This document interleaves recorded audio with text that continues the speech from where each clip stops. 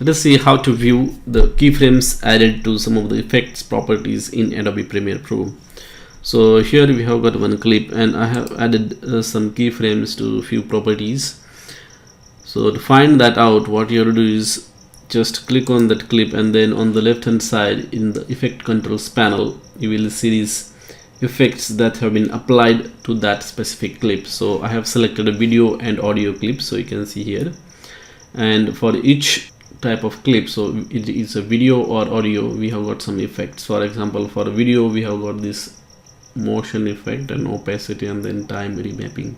So if you want to find out like if there is any keyframes added to any of these properties, what you can do is that first of all you need to expand this thing, and then what will happen is that it will show you the entire timeline. Okay, and now you can see there are some dots over there.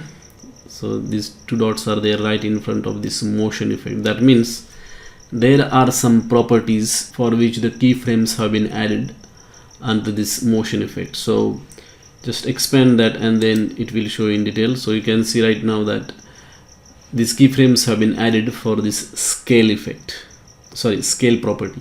That's it. That's how you can find out the keyframes added to any other property. So if you add, say for the audio, I'm gonna add few keyframes and then it will be clear to you. So you can see I just added one keyframe over here and another keyframe over here, and if I just shrink it, so you can see now it is showing the keyframes for the motion effect and volume effect as well.